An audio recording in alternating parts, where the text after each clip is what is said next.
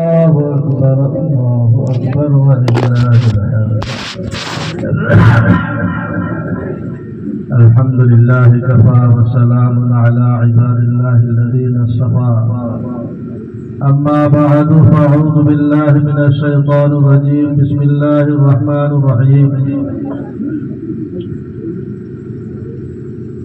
والعصر إن الإنسان لفي خسر إلا الذين آمنوا وعملوا الصالحات وتواصوا بالحق وتواصوا بالصبر. وقال النبي صلى الله عليه وسلم: من سلم رمضان فقد سلم سنة فقد سلمت سنة. صدق الله العظيم وصدق رسوله الكريم. মুসল্লিয়ান কেরাম, আজকে ঈদ উল ফিতর। আমার আগে সামান্য সময় মাওলানা মুমতাজ সাহেব ওয়াযাক্কির ফাইন্না যিকরা তানফাউল মুমিনিন আয়াতের সামনে রাখিয়ে দুই চার কথা হইছে। আল্লাহ বলেন ওয়াযাক্কির, ও নবী তুমি ওয়াজ করো। ফাইন্না যিকরা তানফাউল মুমিনিন, ওয়াজে মুমিনের কলবের মধ্যে ফায়দা পৌঁছে হোক। সুবহানাল্লাহ। আজকে আমরা মুসলমান টুপি লাগাইয়া সব খালি ময়দান ঈদগার মধ্যে জামাত হইছে। হুজুর পাক সাল্লাল্লাহু আলাইহি ওয়াসাল্লামের সুন্নাত পান বাণী এই দুই রাকাত নামাজ আদায় করবার লাগে। হাদিস শরীফ মর্দে মুমিনে যখন খোলা আকাশের তলে আল্লাহর ভিড়াতরে মানিয়া ঈদের দুই রাকাত নামাজ আদায় করব, রব্বুল আলামিনের ৬০টা জিনিসের কসম খাইয়া ফরমায়: ফাউশিদু মালাইকাতি ওয়া ইজ্জতি ওয়া জালালি ওয়া উলুকি শানি ওয়া কিবরিয়াই قد بدلت لكم السيئات بالحسنات। আমার ফেরেশতা হল সাক্ষী থাকো, আমার জালালের কসম, কিবরিয়ার কসম, ইজ্জতের কসম, উলুকে শানি আল্লাহর বড় মর্যাদা সম্মানের কসম।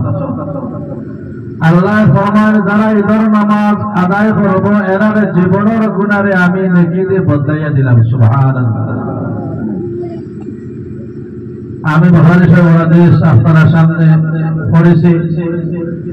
নবীজি ফরমান, মান সালিমা রমাদান,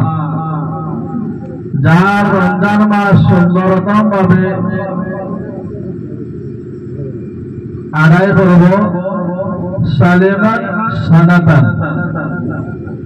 ৮টা বছর আল্লাহ রাব্বুল আলামিনে এইভাবে বুঝাইবা। সুবহানাল্লাহ। অর্থ কিনা? যে মুসলমানের রমজান মাস নামাজ, রোজা, তাসবিহ, তাহলিল, তেলাওয়াত, আল্লাহ আল্লাহ, দাড়ি, টুপি, সুদ, ঘুষ, গান বাজনা, চুরি চামারি সবটাকে বাদ দিয়া আল্লাহ মুখে এক মাস গুজাইব, নবীজি ফরমান তার ৮টা বছর আমি রব্বুল আলামিনে এইভাবে গুজরাইব। সুবহানাল্লাহ। এখন লগি আমরা রমজান মাসের মধ্যে ত্রুটি হয়েছে,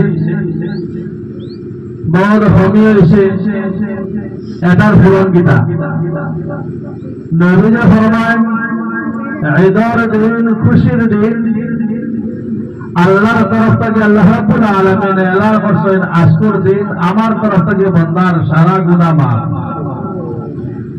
যারাই আসে আমার কাছে তওবা তিল্লাহ করব, মাফি মাঙ্গিব,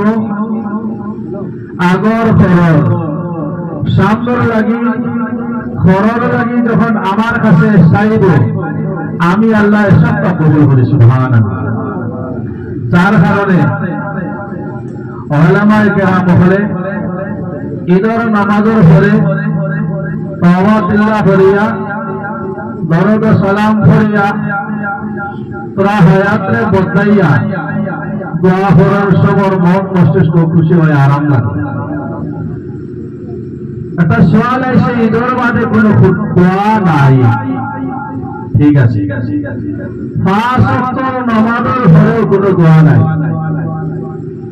মাসলা নতুন না এখন না, নবীর জামানার ফরসইন না, আয়দা হারামাইনে শরীফাইন বা বিভিন্ন জায়গা 5 ওয়াক্ত নামাজ পড়িয়া আস্তাগফিরুল্লাহ আস্তাগফিরুল্লাহ আস্তাগফিরুল্লাহ কত হাদিস আছে, আট করিয়া জামাতের দোয়া কোনখানে শুরু হয়। এখন আমরা করি না প্রশ্ন, যে জিনিস নবীজি করেছেন না করার কোন সুযোগ নাই, এটা করলে গুনাহ, বেদাত বয়স, নতুন জিনিস। এখন প্রশ্ন, আপনার আস্থা দেশের মধ্যে নামাজের পরে দোয়া করেন না করলে মানুষে খুব খারাপ পায়, এটা কি বেদাত না? উলামায়ে কেরাম হলে, মুফতিয়ানে কেরাম হলে তাফসীরের মধ্যে লেখছেন, তাওজীহ করছেন, কিতাব দ্বারা সদর করছেন যে 5 ওয়াক্তের নামাজ ফরজের পরে আট করিয়া দোয়া করলে এটা আল্লাহর কাছে মুস্তাজাব। সুবহানাল্লাহ। হারামাইন শরীফের করেন না কেন? কোটি কোটি মানুষ মজবুত থাকে, জমার বড় থাকে, যার কারণে এরা এর উপরে গুরুত্ব দেয় না। কিন্তু নামাজের পরে করাটা বেদাত বা হারাম নেই বলে না। এটারে যদি বাঙালি যাইতে গল্প হয়ে দিব, আজকাল এটা ইউটিউবের মধ্যে কিছু জ্ঞান হলে হরি বাবা পাইবা, যারা আহলে হাদিস, যারা শুধু হাদিস মানে কোরআন মানে না, একতলাস নয়া আরেকটা বানাইছে শুধু কোরআন মানে হাদিস মানে না, আরেকটা বানাইছে হাদিস মানে কোরআন মানে, এর বাকি কোন আউলিয়া উলামা মুজতাহিদ আইম্মারে মানে না, যেটা বেশিরভাগ আমরা দেশে আছে। এরা এখানে খুব পেশ করে বলে নামাজ বাদে দোয়া নাই, নামাজ বাদে দোয়া নাই, নামাজ বাদে দোয়া নাই। ঠিক এইভাবে তারাবি 8 টাকা বিছনায় জোয়ানো করে বুঝাই ফেলা, এটা প্রশ্ন বেদা নাই আমাদের। আজ আমার এখন ওটা সম্পর্কে কিছু মাধ্যমে আমরা বাঙাইবা, তবে 8 টাকার নামাজ নবীজির কোন হাদিস নাই। তারাবি 20 টাকার নামাজ হয়েছেন 3 দিন জমাতে। ওমর ফারুক রাদিয়াল্লাহু তাআলা আনহুর জামানাত বা জামাত ইজতিমাই হিসাবে মসজিদ ও তারাবির নামাজ 20 টাকা ধরাইছেন। সুবুদ আছে যেভাবে হুজুর পাক সাল্লাল্লাহু আলাইহি ওয়াসাল্লামের উপরে ফতর উপরে আমল করা আমাদের উপরে ওয়াজিব, সাহাবায়ে কেরাম রাদিয়াল্লাহু আনহুম আজমাইনের আমলের উপরে আমাদের আমল করা ওয়াজিব। এখন লগি 8 টাকা দি মাসলা, 8 টাকা বড় মাসলা যে আলে হাদিস যারা পেশ করেন, আসলে আহলে হাদিসের 8 টাকা তারাবির নামাজ না, নবীজি সারা জিন্দেগি প্রত্যেক দিন খের রমজানেও 8 টাকা নামাজ পড়েছেন। এটা তারাবির না, এটা তাহাজ্জুদের নামাজ। বুঝতে তো মাসলা? 8টা বছর নবীজি তাহাজ্জুদের নামাজ 8 টাকার পড়েছেন। আহলে হাদিসের পেছনে নবীজি 8 টাকা পড়েছেন, এটাও তারাবি। নবীজি মসজিদ বানাইছেন 3 দিন তারাবির নামাজ। সাহাবারা মারতে 3 দিনের পর 1.5 মসজিদ করে গেছেন। নবীজি বলেছেন, আমার ঘরে যদি তোমরা নামাজ পড়ো তাই এটা সুন্নতে মুআক্কাদা সারতে পারতো না। সুন্নত ঈদর যার কারণে নবীজি জড়ো হয়েছে হয়ে আপনার লইয়া জমাতে হয়েছে ওমর ফারুক রাদিয়াল্লাহু তাআলা আনহু তাকিয়া শুরুত তারাবির নামাজ 20 রাকাত ঠিক এইভাবে সাহাবা কেরাম রাদিয়াল্লাহু তাআলা আজমাইনর আমলের উপরে আমরা করা ওয়াজিব ঠিক এইভাবে 5 ওয়াক্ত নামাজের উপরে দোয়া করা তারফ থেকে শুরুত আমরা করি বেদাতে হাসানা গুনাহগার হইবে বুঝছেন তো এখন হলো ঈদের নামাজের উপরে ঈদের ঘরে হায়াত পাইয়া মানব মন মস্তিষ্ক খুশি হওয়ার লাগিয়া কিছু আলিম বলে না না নবীজির কাছে কোনো সুযোগ নাই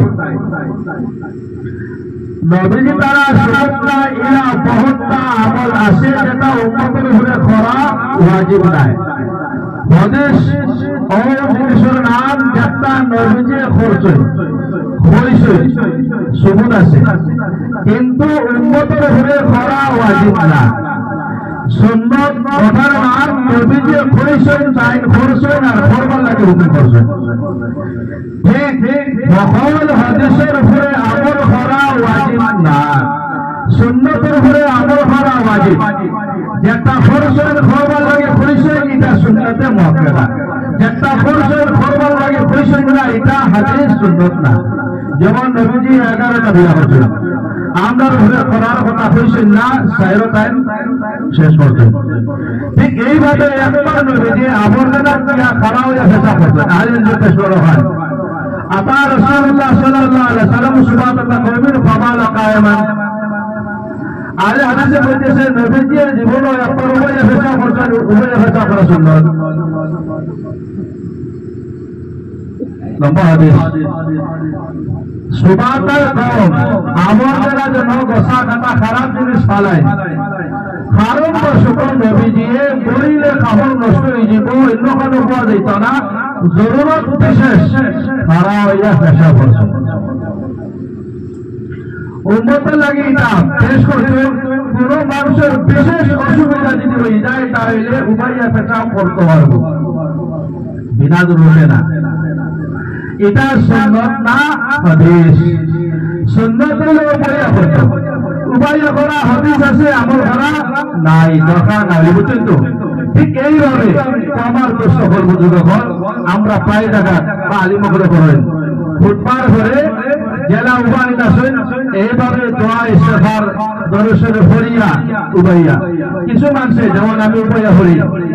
তো একদম আমার প্রশ্ন করলাম বলে সুন্নতর খিলাফ হয়েছে আর হালাম তুমি আবার বুঝছো না কিতাব আলা হলে চাওয়া লাগবে খিলাফে আওলা ওলামা সেটারা হায়াত বদলাইলে সুরত বদলাইলে যেমন আমি উবাদ আসলাম উবাদ থেকে পড়িয়া যদি কাজটা করি মানে সুরত বদলাইলাম এটা মকরুহ আমি যদি সুরত বদলাই না উবাদ আসি তাহলে উবাদ দোয়া করা এগুলো মকরুহ না উবাদ থেকে পড়ে গেলে এটা মকরুহ পড়িয়া ওয়ান করা মাতিলা উবাইয়া সারা সামনে দোয়া করলা সুরত বদলাইলা এটা মকরুহ পর্যন্ত মশলা এটা প্রশ্ন হয় বাঙালি দরকার আছে যাই হোক নবীজি ফরমাইছেন মান সালিমা রমাদান সালিমাত সানাতান যে মানুষের সুন্দরতম ভাবে রমজান গুজরিব সারা বছর আল্লাহ সুন্দরতম ভাবে তারে গুজরাইবা আজকে আমরা করি এসে আমরা আজকে আল্লাহর কাছে দোয়া করব মাগিব আল্লাহ ভুল করে মাফ করে দিও আর জীবন আর করতাম না ওখান যদি আমরা দিনটাকে করি ইনশাআল্লাহ আল্লাহ মাফ করে দিবা দুই নম্বর আমি যে কোরআন শরীফের একটা আয়াত ছোট্ট একটা আয়াত সূরা তিলাওয়াত করছি ওয়ালা আশ वाव असमिया अल्लाह कसम में बतावल आस जमाने के कसम जमाना खारे হয় ব্যায়াম থেকে বিয়াল পর্যন্ত জন্ম থেকে মরণ পর্যন্ত দুনিয়া যেটা শুরু হয়েছে শেষ হওয়া পর্যন্ত इसको जमाना कहते हैं वाल आस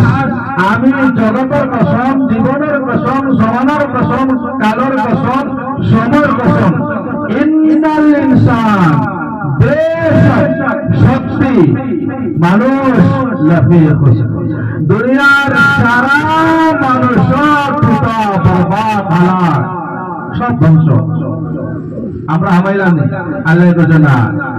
ইল্লাল্লাযীনা আমানু সাইরকা মানুষ খাসারা নাই টুটা নাই হালাকাতের মধ্যে না ইল্লাল্লাযীনা আমানু জিন লোগों ने ईमान लाया ওয়ামিলুস সালিহাত। 2 নম্বর গুণ হলো গিয়া 5 ওয়াক্ত নামাজ আল্লাহ আল্লাহ পড়নে ওয়ালা, তাওবাতুল্লাহ পড়নে ওয়ালা, জিকির আজকার পড়নে ওয়ালা, আল্লাহ রাসূলের কথা মাননে ওয়ালা। ওয়ামিলুস সালিহাত। 3 নম্বর ওয়াতাওয়াসাউ বিল হক্কি। तवासी बाब मुफाला शरा, आपस में हक कहना, हक बोलना, हक कोई की बात करना, सत्य कथा, सत्य लगी मनुष्य दावत देवा, आह्वान জানানো, ওসিয়ত করা। ভাই মিশা মাতিও না, নিজের মিশা না মাতা আরেকজনের মিশা না মাতার লাগিয়ে খাওয়া, इसको तवासी कहते हैं। तवासी बिल हक, सत्तर हुए अटल कहा,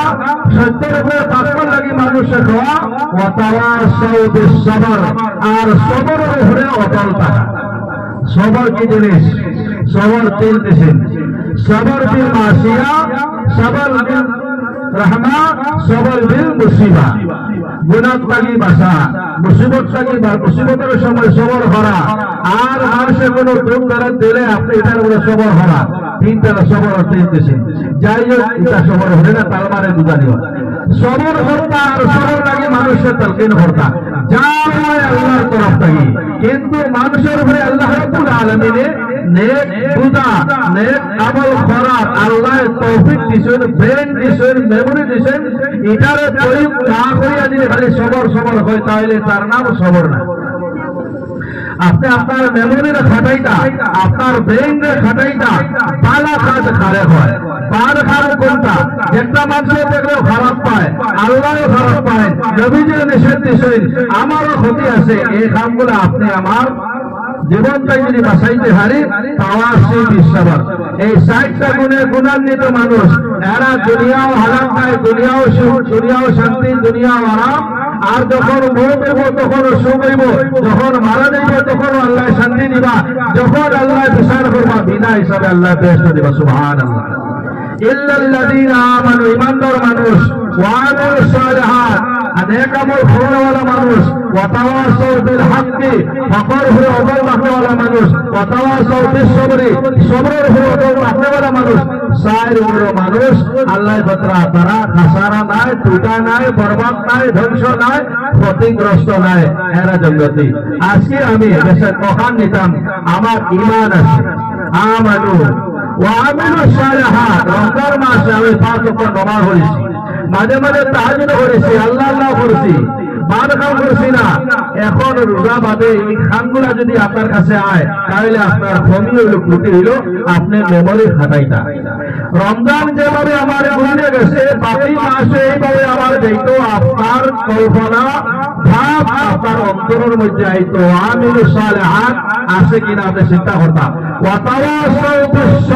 হক্কি, হকের হয়ে রইতাম না, হক প্রতিরোধ করতাম না, কেউ ক্ষতি ভাবতাম না, কেউ ক্ষতির চিন্তা করতাম না, কেউ ক্ষতি করতে দিতাম না, কেউ ক্ষতি নামে যেতাম না। ওয়াতাওয়াসাউ বিস সবরি, আর সবটাকে বড় লোকের গুনাহ থেকে বাঁচিয়ে থাকতাম, গুনাহ থেকে বাঁচিয়ে থাকতাম। এই 60টা গুণ আমরা অন্তরের মধ্যে হারাইতো, আল্লাহর কাছে মাগিতাম, সাবির করে আল্লাহকে দোয়া করতাম, আল্লাহ রাব্বুল আলামিন আপনার আমার জীবনরে এত সুন্দর বানাইবা, এত সুন্দর বানাইবা। নবীজি ফরমান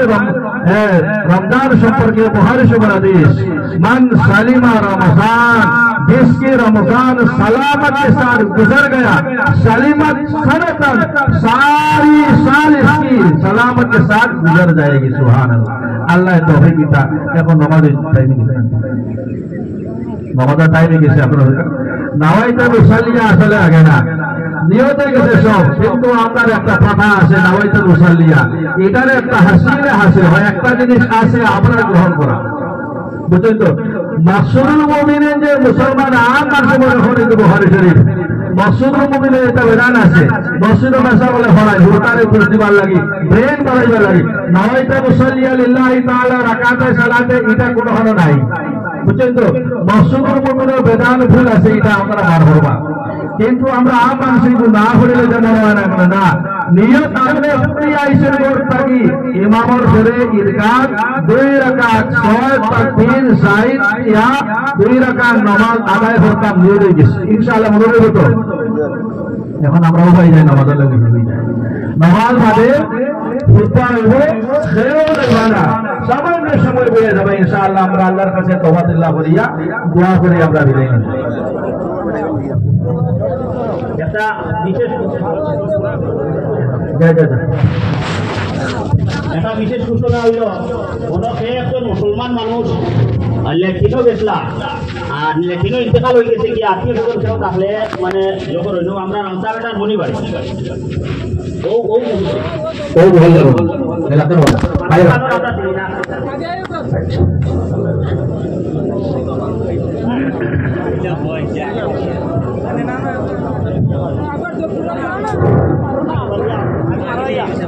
বাবা শুরু হয়ে যাবে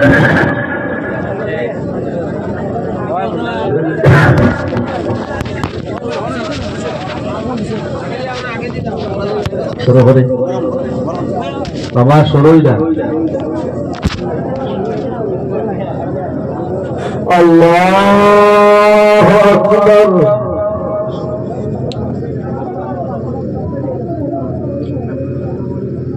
الله أكبر الله أكبر الله أكبر الحمد لله رب العالمين الرحمن الرحيم مالك يوم الدين إياك نعبد وإياك نستعين اهدنا الصراط المستقيم صراط الذين أنعمت عليهم غير المغضوب عليهم ولا الضالين سبح اسم ربك الأعلى الذي خلق فسوى والذي قدر فهدى والذي أخرج المرعى فجعله غثاء نحوا سنقرئك فلا تنسى إلا ما شاء الله إنه يعلم الجهر وما يخفى ونيسرك لليسرى فذكر إن نفعت الذكرى سيذكر من يخشى ويتجنبها الأشقى الذي يصلى النار الكبرى ثم لا يموت فيها ولا يحيا قد أفلح من تزكى وذكر اسم ربه فصلى بل تؤثرون الحياة الدنيا والآخرة خير وأبقى إن هذا لفي الصحف الأولى صحف إبراهيم وموسى الله أكبر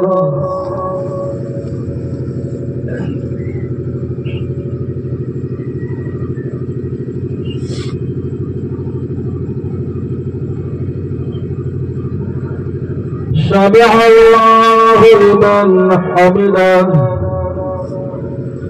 الله أكبر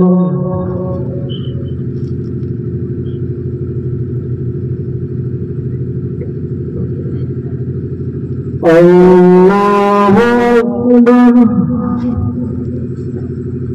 الله أكبر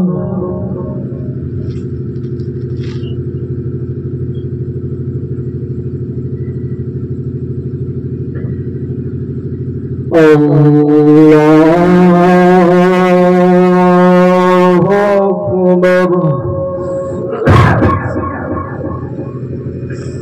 الحمد لله رب العالمين الرحمن الرحيم مالك يوم الدين إياك نعبد وإياك نستعين اهدنا الصراط المستقيم صراط الذين أنعمت عليهم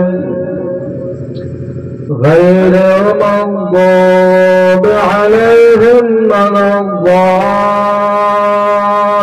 الضالين هل أتاك حديث الغاشية وجوه يومئذ خاشعة عاملة ناصبة تصلى نارا حامية تسقى من عين آنية ليس لهم طعام إلا من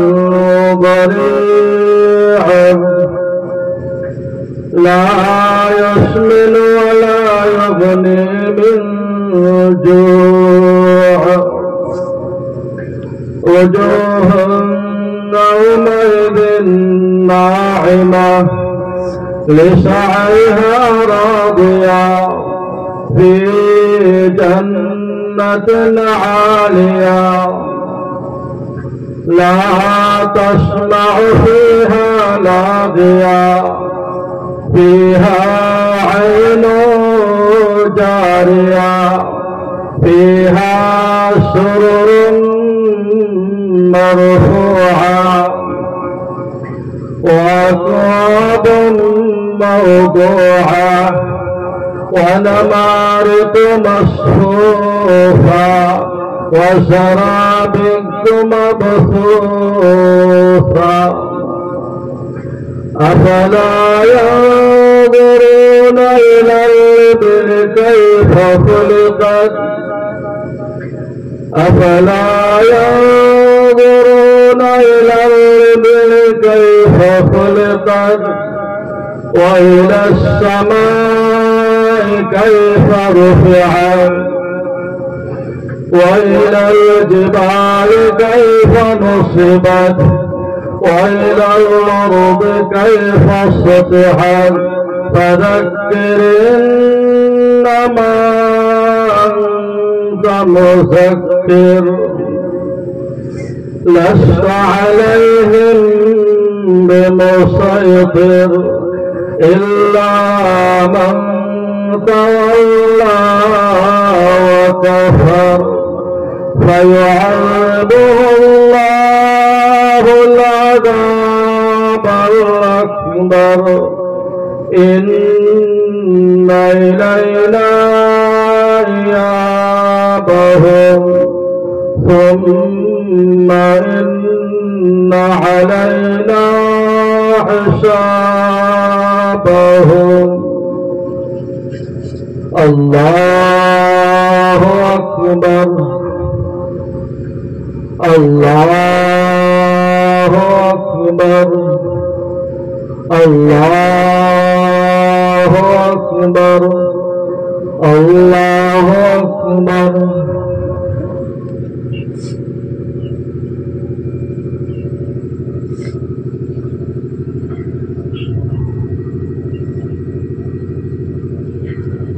سمع الله لمن حمده الله أكبر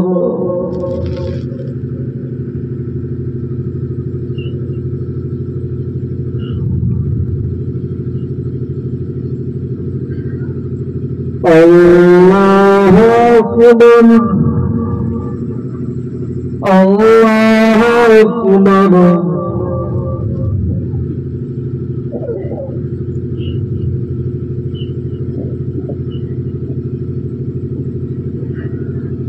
الله أكبر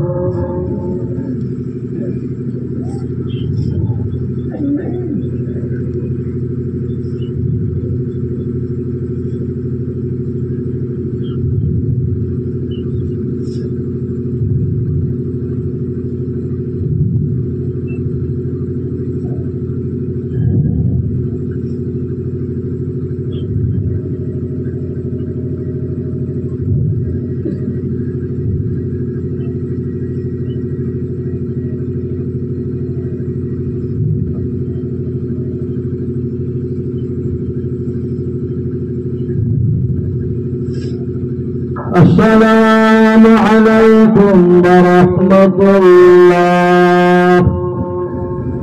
السلام عليكم ورحمة الله الله أكبر الله أكبر اللهم أنت السلام ومنك السلام حينا ربنا السلام عليكم برحمتك يا رب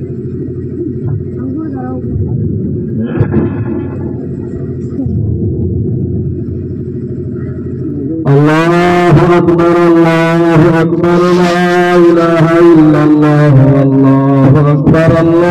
أكبر ولله الحمد الله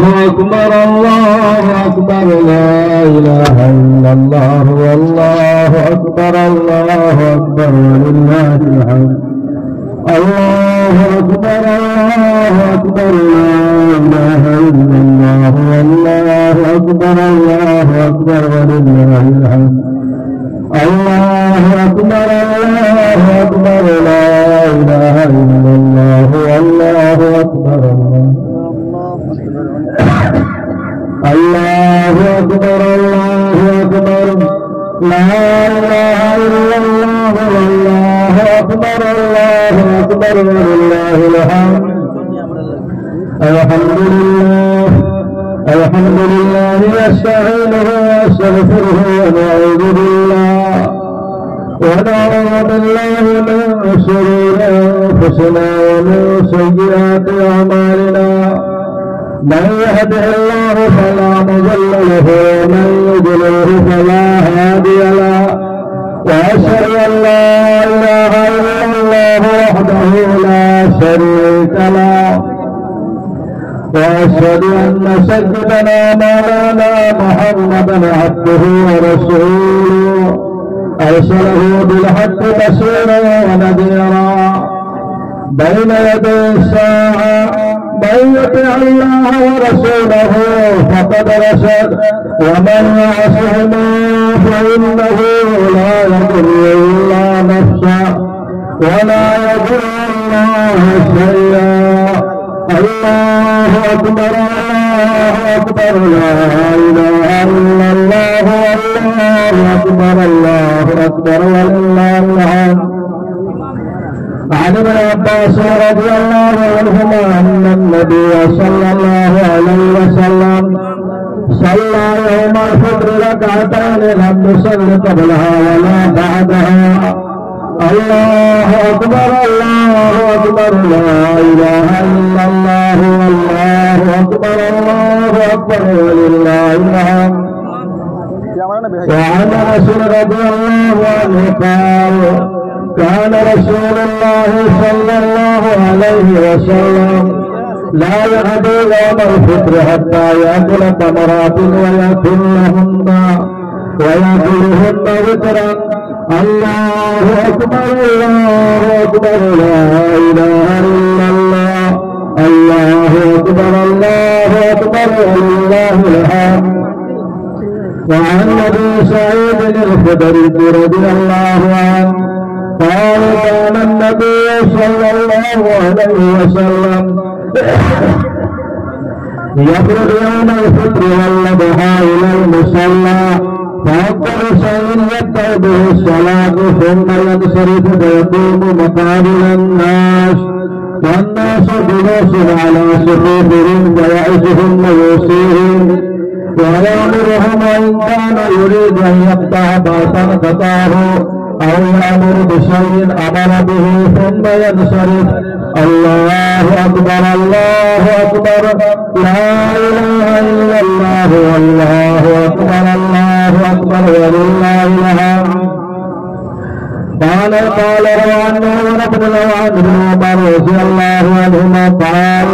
كان رسول الله صلى الله عليه وسلم وأبو بكر وعمر يصلون العيدين قبل الخطبة. الله أكبر الله أكبر لا إله إلا الله والله أكبر الله أكبر ولله الحمد. وعن جابر قال صليت صلاة مع النبي صلى الله عليه وسلم في يوم العيد فبدأ بالصلاة قبل الخطبة بغير آذان ولا إقامة فلما قضى الصلاة قام متكئا على بلال فحمد الله وأثنى عليه ووعد الناس وذكرهم وحثهم على طاعته ومضى إلى النساء معه بلال فأمرهن بتقوى الله وعظهن وذكرهن. الله أكبر الله أكبر لا إله إلا الله والله أكبر الله أكبر ولله الحمد. وعن أبي سعيد الخدري قال خرج رسول الله صلى الله عليه وسلم في ضحى أو فطر إلى المصلى فأمر على النساء فقال يا معشر النساء تصدقت فإني أريدكن أكثر أهل النار فقولا بما يا رسول الله قال تكفرن اللعن تكفرن العشير ما رأيت من ناقصات عقل ودين أذهب للب ودين الحاسين من حداتنا قلنا ما نقصان ديننا وعقلنا يا رسول الله قال ليس شهادة المرأة نصف شهادة الرجل قلنا بلى قال فذلك من نقصان عقلها قال أليس إذا هذا لم تصلي ولم تصم قلنا بلى قال فذلك من نقصان دينها. الله أكبر الله أكبر لا إله إلا الله والله أكبر الله أكبر ولله الحمد. وعن أنس قال قدم النبي صلى الله عليه وسلم المدينة وله يومان يلعبون فيهما فقال ما هذان اليومان قالوا كنا نلعب فيهما في الجاهلية فقال رسول الله قد أبطلكم الله بهما خيرا منهما يوم الأضحى ويوم الفطر. الله أكبر الله أكبر لا إله إلا الله والله أكبر الله أكبر ولله الحمد. وعن البراء أن النبي صلى الله عليه وسلم قال يوم العيد قوسا وختم عليه الله أكبر الله أكبر لا إله إلا الله الله أكبر الله أكبر ولله الحمد. وعن أبي هريرة أن رسول الله صلى الله عليه وسلم كتب إلى عمرو وابن حسن وهو بن درام عد الأضحى وأخذ الفطر. الله أكبر الله أكبر لا إله إلا الله والله أكبر الله أكبر ولله الحمد. قال أخبرني جابر بن عبد الله أن صلاة كان للصلاة يوم الفطر حين يخرج الإمام ولا بعد ما يخرج ولا إقامة ولا نداء ولا شيء ولا نداء يومئذ ولا إقامة. الله أكبر الله أكبر لا إله إلا الله والله أكبر الله أكبر ولله الحمد.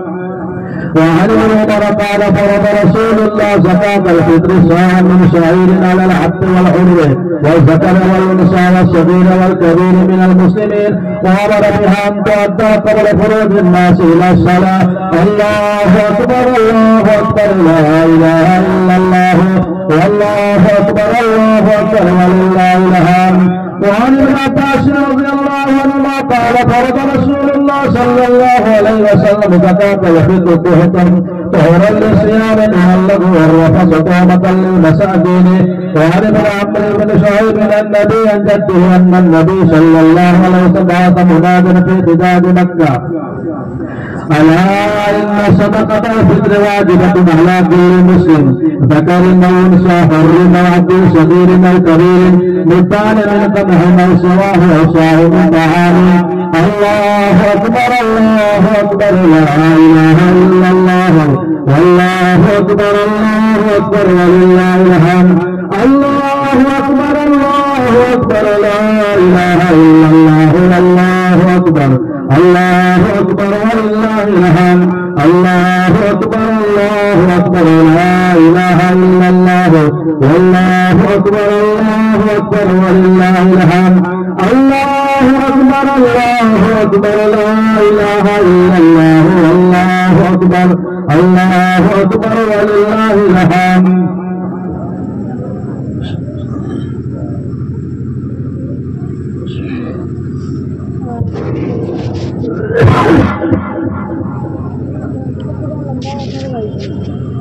الله أكبر الله أكبر لا إله إلا الله والله أكبر الله أكبر ولله الحمد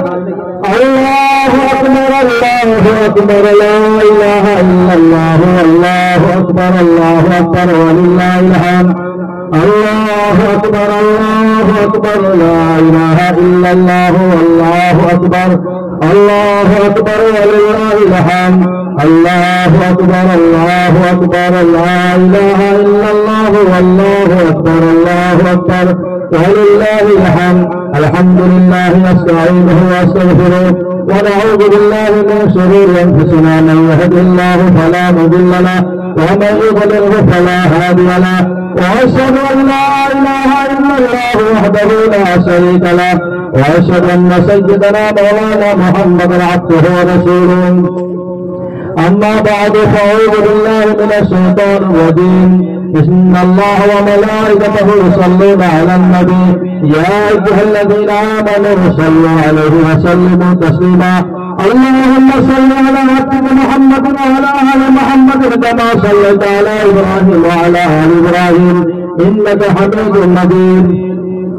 اللهم ارحم أمتي بأمة أبي بكر وعمر الفاروق وعثمان ذي النورين وعلي بن المرتضى سيد الله الجبار وعلى تمام العشرة المبشرة بالجنة الكرام وعلى تمام العشرة المبشرة بالجنة الكرام رضي الله عليهم أجمعين أولئك حزب الله ألا إن حزب الله هم المفلحون إن الله يأمر بالعدل والإحسان وإيتاء ذي القربى وينهى عن الفحشاء والمنكر والبغي يعظكم لعلكم تذكرون اللهم اهدنا فيمن هديت وعافنا فيمن عافيت وتولنا فيمن توليت وبارك لنا فيما أعطيت وقنا شر ما قضيت فإنك تقضي ولا يقضى عليك إنه لا يضل من واليت ولا يعز من عاديت تبارك ربنا وتعالى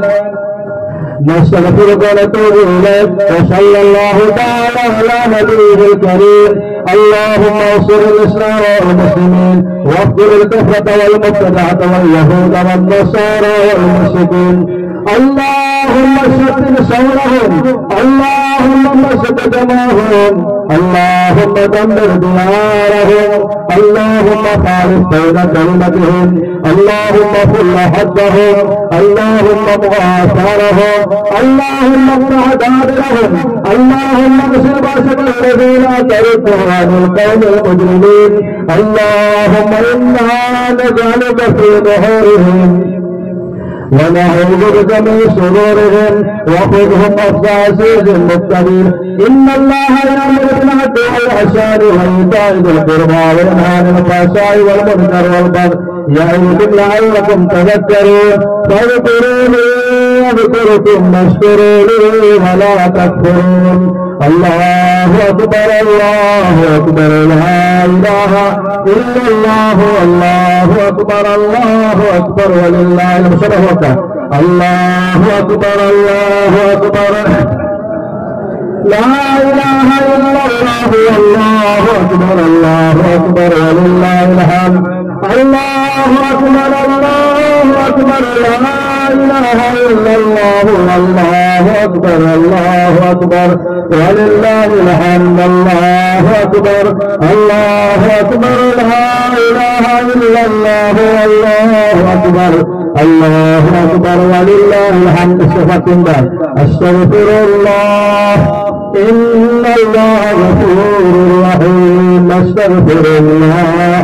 ইন্নাল্লাহা গফুরুর রহিম, আস্তাগফিরুল্লাহ, ইন্নাল্লাহা গফুরুর রহিম, আস্তাগফিরুল্লাহ আল্লাযী লা ইলাহা ইল্লা হুয়াল হাইয়ুল কাইয়্যুম ওয়া আতুবু ইলাইহি, লা হাওলা ওয়া লা কুওয়াতা ইল্লা বিল্লাহিল আলিয়্যিল আযীম। সুবহানাল্লাহি ওয়া বিহামদিহি, সুবহানাল্লাহিল আযীম, সুবহানাল্লাহি ওয়া বিহামদিহি, সুবহানাল্লাহিল আযীম, সুবহানাল্লাহি ওয়াল হামদুলিল্লাহি ওয়া লা ইলাহা ইল্লাল্লাহু আল্লাহু আকবার। আল্লাহুম্মা সাল্লি আলা سيدنا مولانا محمد وعلى آل سيدنا ومولانا محمد لجنا فرقا আর কোন সময় লোক এই জানা নাই 18 বছর ফাইল করে খেল জানা নাই গত বছর বহুত মানুষ রাইবার নাই এরকম আপনার আমার হইতে পারে মৌলানা মুমতাজ সাহেবের সুন্দর কথা হয়েছে আজকে আপনি যদি নেক আমল করিয়া যান তো নাতিন দশায় খান্দিবা দোয়া করবা বলবো গিয়া আমরা নেক আমল করে দিতাম আমার বড় জামাই আজ দিয়া নাই 3 दिन तक हॉस्पिटल खरीदान वाहिर बहन हमारे गुसल कराओ तस्वीर अल्लाह अल्लाह करता मसले देताम कोहरे देताम आज से ठीक मागरिब फजर आजान समय पर्यंत टाइम किसी नहीं दौड़ बोले टाइम किसी सब बंद हो गए दुनिया तक विदाई जोहर माने टाइम सोना আপনার আমার ইনতে পারে আল্লাহর কাছে খালিদাম আল্লাহ রমজান মাস জীবনের আল্লাহ তুমি হায়াত শেষ করাইও শুক্রবারে ভোট দিও আর মক্কা মদিনার ভোট দিও মুসলমান নবীজি ফরমান রমজান এত বরকতময় রমজান হুয়া শাহরুল মুবারাকা ফিহি তুগলাবু আবওয়াবুল জান্নাহ জান্নাতের রাস্তা বড় খুলে দেন তুগলাবু আবওয়াবুল জাহিম জাহান্নামের দরজারে আল্লাহ বন্ধ করে দেন শয়তানদের জঞ্জার দি বান্দিয়া আল্লাহ পানির তলে বান্দিয়া দেন সুবহানাল্লাহ। আল্লাহ রাব্বুল আলামিন আমরা দোয়া করতাম আল্লাহ রমজান মাসে মেয়াদ দিও বরেন্দ্র হরি রহমতুল্লাহ আলাইহি তার বড় পরিবার রমজান মাস আইলে কইতা সবার বলে হলো আল্লাহ রমজান মাস আমার মধ্যে দোয়া হইল যখন এটা শেষ ঈদের দিন যখন শেষ তখন কইতা বলে এবার আর না সামনের বছর আল্লাহ রমজান হইল আমার মধ্যে দোয়া করবা আমরা দোয়া করব আল্লাহ যদি কবুল করেন ইনশাআল্লাহ রমজান মাস সারা জীবনের গুনাহ মাফ তার কোনো হিসাব নিকাশ নাই তার কবরের কোনো আযাব নাই আমরা দোয়া করব আমার হলো আল্লাহুম্মা সাল্লি আলা মুহাম্মাদিন وعلى آل محمد كما صليت على إبراهيم وعلى آل إبراهيم إنك حميد مجيد اللهم بارك على محمد وعلى آل محمد كما باركت على إبراهيم وعلى آل إبراهيم إنك حميد مجيد الحمد لله الذي هدانا لهذا وما كنا لنهتدي لولا أن هدانا الله لقد جاءت رسل ربنا بالحق أوصلنا في الدنيا والآخرة توفنا مسلمين والهدنا بالصالحين اللهم ربنا ظلمنا أنفسنا وإن لم تغفر لنا وترحمنا لنكونن من الخاسرين ربنا لا تزغ قلوبنا بعد إذ هديتنا وهب لنا من لدنك رحمة إنك أنت الوهاب اللهم ربنا آتنا لنا نورنا واغفر لنا إنك على كل شيء قدير اللهم سبحان بشكر আমরা গুনাহগার আল্লাহ আল্লাহ আমরা খাতাকার বরকার আল্লাহ ও আল্লাহ রমজান মাস শেষ হয়ে গেল আল্লাহ ও আল্লাহ জানি না আল্লাহ আমরা গুনাহ মাফ করে দিও আল্লাহ আল্লাহ আমরা আশা রাখি গুনাহ তুমি মাফ করে দিও আল্লাহ ঈদের নামাজ আদায় আল্লাহ আমরা ময়দান আল্লাহ ও আল্লাহ সেরার নবীর ফরমান ঈদের নামাজ পড়িয়া বাড়িতে না বাড়িতে আল্লাহ জীবনের গুনাহ মাফ করে আল্লাহ তুমি আমরা মাসুম বানাইয়া পার করবে আল্লাহ সোনার নবীর ফরমান আল্লাহ ঈদের দিন তুমি আসমানে দুনিয়ার মধ্যে আই যাও আর কোন মানুষের হয় বান্দা তোমার প্রিয় পিতা সব তোমার জীবনের গুনাহ রেখে দিতে আল্লাহ আমরা আশা করি জীবনের গুনাহ তুমি মাফ করে দিও আল্লাহ আমার মাই বাপ দাদা দাদি নানা নানি ওলি ওসিলা জন গোষ্ঠী তামাম উম্মতি মুসলিমান মাফ করে দিও আল্লাহ কোটি কোটি মানুষ তুমি মাফ করে দিও আল্লাহ লগে লগে আমরা মাফ করে দিও আল্লাহ গত বছর বহুত মানুষ এলাকার মানুষ আসলা ইমান নাই আগামী বছর আমরা আমাদের প্রিয় দুনিয়া থেকে বিদায় দিতে পারি আল্লাহ তোমার যেদিন মানুষ আল্লাহ রমজান মাসে আল্লাহ শুক্রবার আল্লাহ আল্লাহ রমজান মাসে মূর্তি আল্লাহ আল্লাহ শুক্রবারের মূর্তি আল্লাহ আল্লাহ তোমার ঘরে আল্লাহ মক্কা মদিনার মূর্তি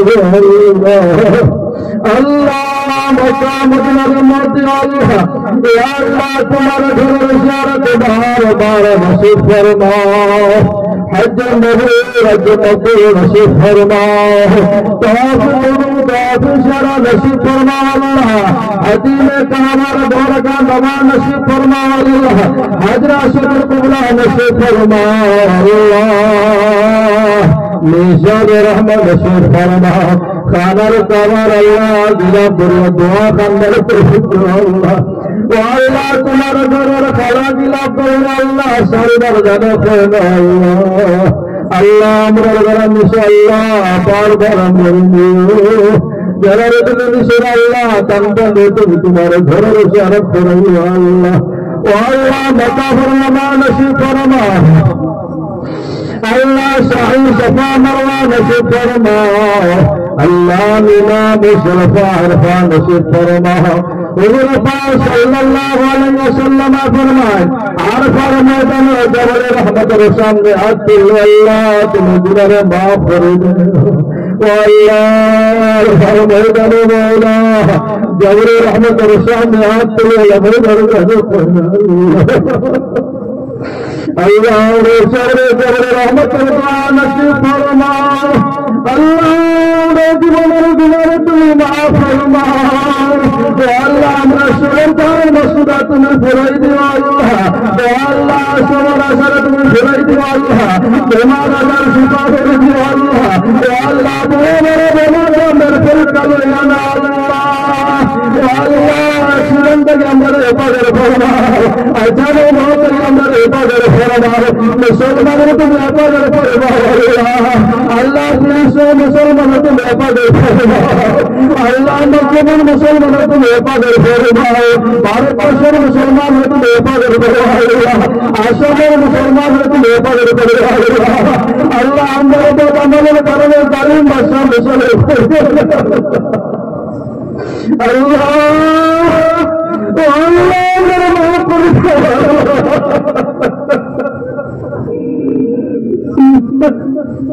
আল্লাহ তুমি তার আমরা আল্লাহ তোমার শহীদের বারাত করছি আল্লাহ ও আল্লাহ দারুদ আপনা মুরব্বী আসেন আল্লাহ জগত আল্লাহ ওলামায়ে কেরাম আসেন আল্লাহ উস্তাদে কেরাম আসেন আল্লাহ উজ্জাদে কেরাম আসেন আল্লাহ আল্লাহ খালিদ বিন ওয়ালিদ মত জান ভাই কুরবান আসেন আল্লাহ মাসুম বাচ্চা আসেন আল্লাহ বারবার সাইয়ে তোমার মায়া লাগে আল্লাহ তার খাতির আজকে আমরা দোয়া ও আল্লাহ